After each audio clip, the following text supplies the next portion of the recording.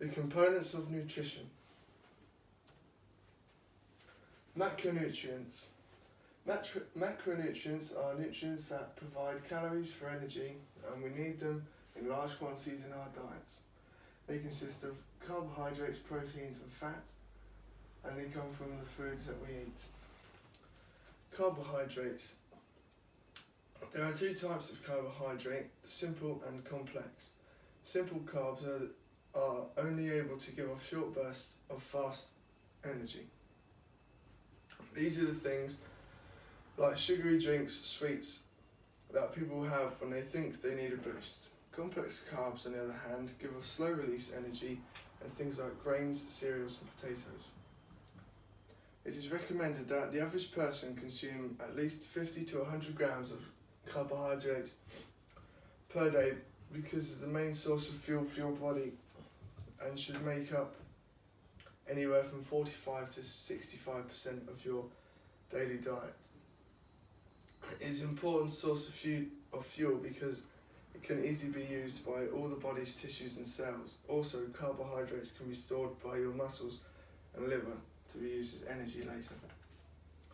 Fibre is a carbohydrate that cannot be digested properly, so instead this is used by the intestinal tract to help move along any waste products in your body that need to be removed.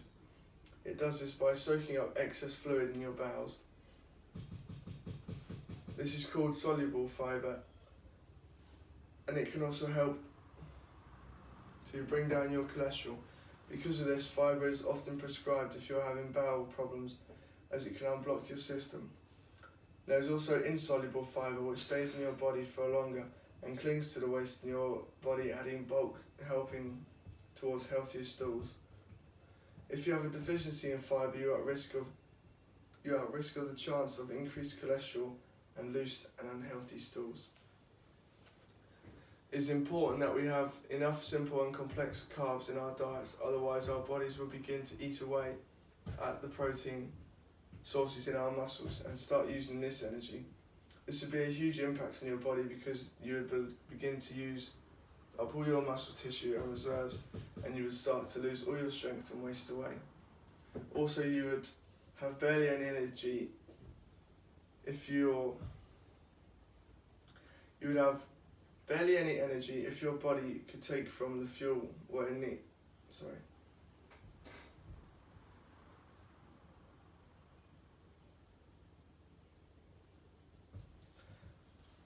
Protein. Proteins are made up of a long chain of amino acids.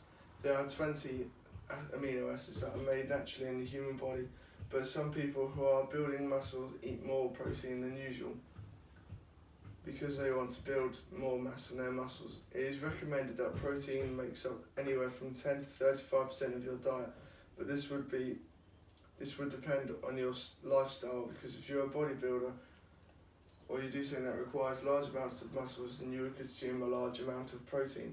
For example, if you're someone that sat at a desk all day, you wouldn't want to eat a lot of protein because if protein is left unused, it will turn into fat, and the unused amino acids will be secreted, leading to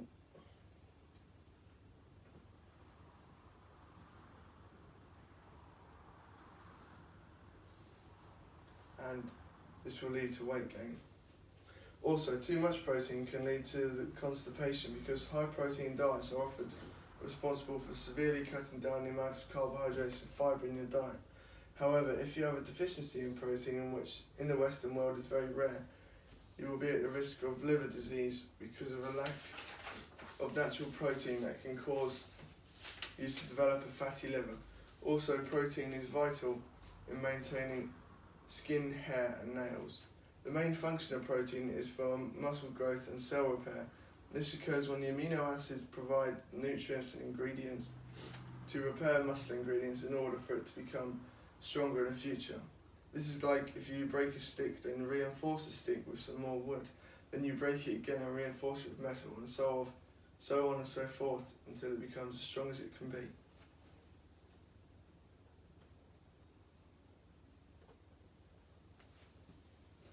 Fats.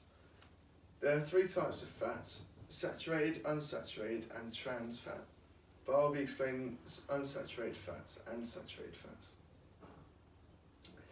Saturated fats are solid at room temperature and come in the form of lard, butter and cheese. A high level of saturated fats can affect your body in a negative way because too many saturated fats in your diet can raise LDL cholesterol in the blood, which can increase the risk of heart disease and stroke from the NHS. Fats are essential for survival because they are the most concentrated form of all energy. All types of fat are high in energy. A gram of fat, whether saturated or unsaturated, provides 9 kilocalories of energy compared to 4 of carbohydrates and proteins. Because of this, it is recommended by the NHS that we have 20 to 35% of fats in our total diets. Any fat not used by the body cells to create energy is converted into fat,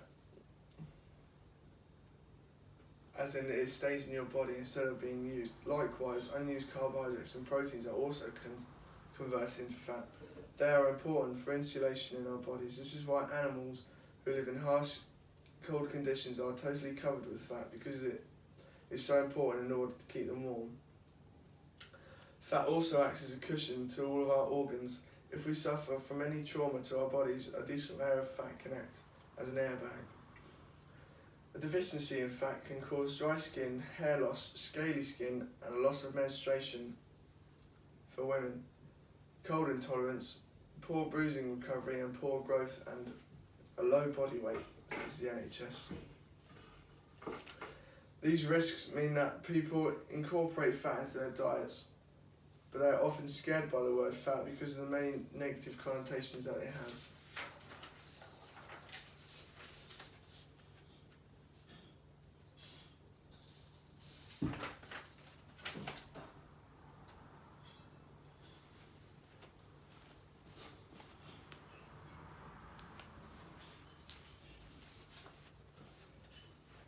Micronutrients.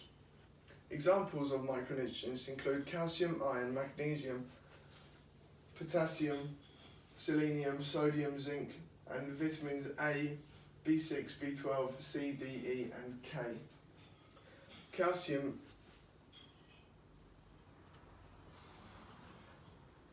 is a mineral that helps bones stay strong, and it is the most abundant mineral in the human body, and approximately 1 kilogram of calcium is present in the adult skeleton. 99% of this calcium contributes to the strengthened bones of teeth. Calcium is found in almost every dairy product, including milk, cheese, yogurts, and others. Its main property and purpose are to build and strengthen your bones and teeth. Our body uses it by continually removing small amounts of calcium from your bones and replacing it with new calcium. This is called bone remodeling. If the body removes more calcium from its bones than it replaces, they slowly become weaker and are more prone to breaking. Eating a calcium-rich diet allows the body to deposit calcium in your bones so you can stay strong, says Child Health and Development. Whereas if you are deficient in calcium, you will experience weaker bones and loss of bone mass, resulting in fractures and breaks in the bone. The calcium deficiency in children can lead to a disease called rickets, says the NHS, and this disease is the weakness of bones and some bone deformities that is especially prevalent in children because their bones are always growing, so they need as much calcium they can get, otherwise they will be deformed for life. This can occur in adults as well, being called soft bones. Iron is another micronutrient that is essential to the human body. And Paul Thomas says the major reason we need it is because it helps transport oxygen throughout the body.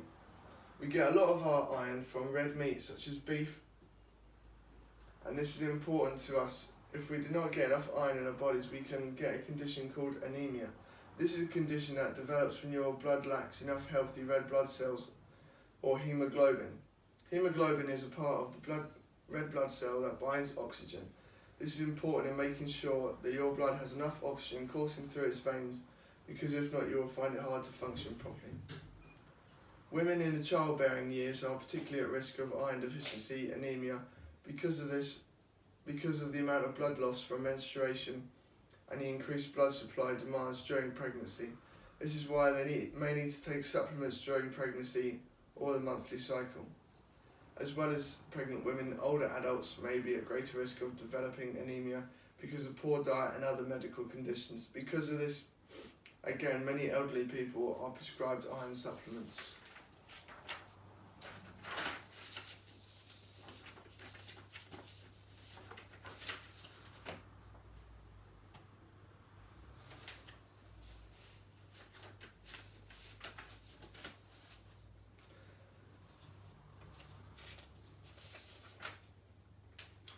I will now talk about the specific populations of nutrition. I'll start with children. Because of the children's lifestyle, which is quite get up and go from the first thing in the morning, they normally snack quite a lot just to keep them going during the day. Because of this, they need to start the day with a carb-rich breakfast such as Weetabix or cereals because of the slow prolonged release of energy they need to start them off.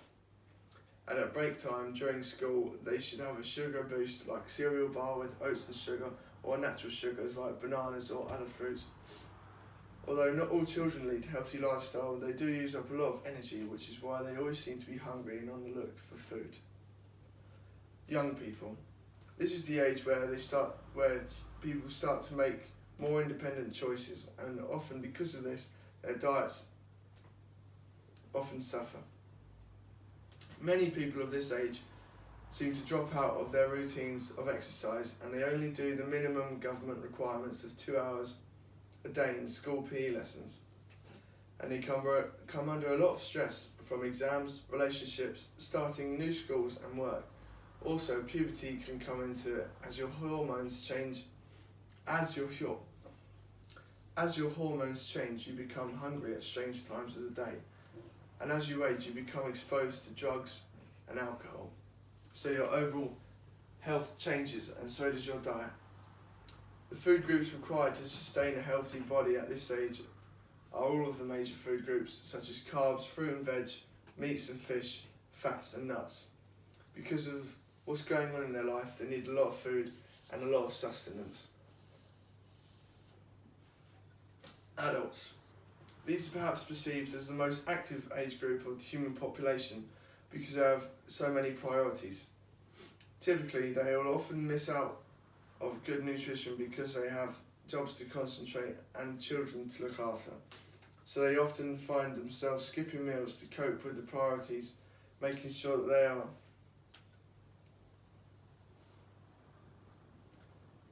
all their jobs are done before eating themselves. This is why you often find new parents are malnutrition because they have other things in their mind. People of this population would need food for the brain, such as fish and oily foods, to promote brain stimulation to make sure they're 100% awake and they can cope with things during their day. Also, large carb-rich meals are important in making sure they always have the energy that they need in stores that can be used at all times. Pregnant women. The lifestyle led by this population is essentially eating for two, and they are recommended to eat a lot of dairy to promote healthy bone development for their baby and themselves, as being pregnant requires their mother to be extremely healthy.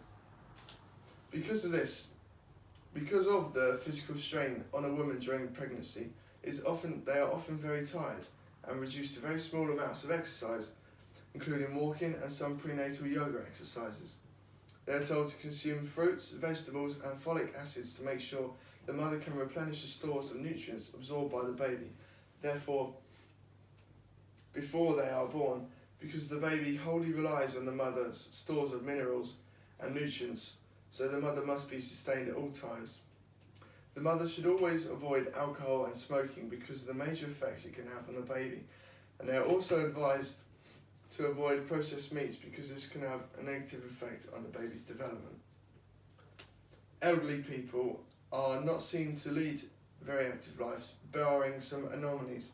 This can be because of financial circumstances, mental health and well-being, as well as and mental well-being. Because of this, it is hard to advise what sort of things they should eat to keep their strength up, but they should make sure they get all their vitamins they need, such as calcium. Calcium is massively important because of the risk of osteoporosis they have, and they more so lose bone mass because breaks and fractures are a high percentage of elderly people, because all the bone mass you have in your body usually comes by in your mid-20s, and as you get older this will gradually wear away. The nutritional requirements of an athlete. I will be talking about a long distance runner. They need large amounts of carbohydrates to maintain a high level of glucose stores within the muscle stores. Because long distance events require long distance fuel, meals before the event might include hard boiled eggs and wheat toast, peanut butter and banana, and whole grain crackers. Meals are important because you need to prepare your body and to fuel your body to be ready for any event. Not only do they need carbohydrates, they also need high levels of vitamins and minerals like iron, because iron is responsible for carrying oxygen to their veins and fueling themselves with oxygen. Hydration is massively important because replacing fluid after a run is massively important. Hydration is important because replacing fluid after a run means that you can replenish the stores you have used. For every kilogram of body weight you lose, you need to drink at least 1.5 litres of fluid. This means that you should be drinking around half a litre in the first 30 minutes of exercise, says Alison Hamlet 2014. You have to keep yourself hydrated and ticking over, because without water you become faint and you experience headaches and you'll become pale and weak.